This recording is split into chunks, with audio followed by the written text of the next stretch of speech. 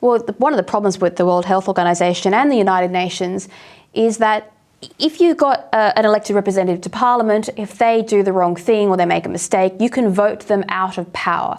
But as far as I can tell, and from the pushback in Europe on this particular proposal, there's no way to challenge the WHO's claims, particularly their erroneous, or to challenge their authority when things go wrong. So should we be worried in Australia that if we start adopting these WHO frameworks and mandates, that we then will have no mechanism by which to challenge what the WHO asks us to do? Well, I disagree with that. It depends how it's introduced, but it has to go through Parliament for it to become law in this country. So sometimes we sign away our future sovereignty or our sovereignty because we enable some human rights, I think, and the rights of the children agreements. Whatever amendments come up in the future from the UN automatically get applied. That is still up to our parliamentarians to exit that. It is still the parliamentarians who are responsible, Alexandra. So the inhuman and heinous practices and policies from the United Nations are initially adopted by the Greens. They are the foot soldiers of the UN and the World Economic Forum. They bring it into the country. Labor then says, we'll have some of them because we're afraid of losing our votes on the control side of politics. Then Liberal and Nationals are afraid of losing votes, so they adopt the policies.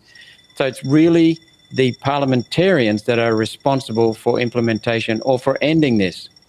And ultimately, Alexandra, it's the voters, because the voters have been blind to this, despite Pauline Hanson calling it out in 1996, despite me calling it out so often in public and in the Senate since 2016. The voters ultimately are responsible. But the hope is, and it's well-based, that more and more people are aware that unelected globalist predators are pushing inhuman laws and, well, policies that become laws onto our country.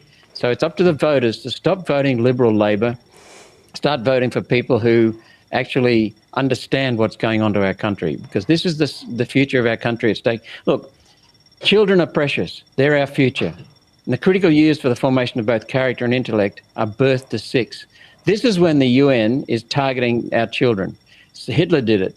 We know that many people in the past recognise that sensitive period from birth to 6.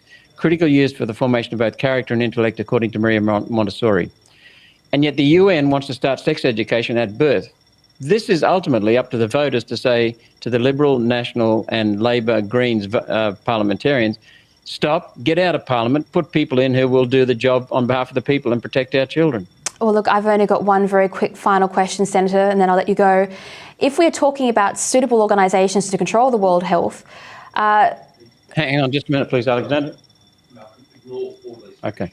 No, the bells for a division are running. That's why I got a bit excited, but I've just been told to ignore it. Okay, well, we've only got one question anyway. Okay. Finally, Senator, if we're talking about suitable organisations to control World Health, the very last organisation that a parent would want guiding the sexual education of their children is the WHO and the United Nations, who have both been implemented in sex scandals in the Third World. There were 2,000 complaints of sexual abuse made against the UN peacekeepers in Haiti, and at least 29 pregnancies resulting from abuse in the Congo.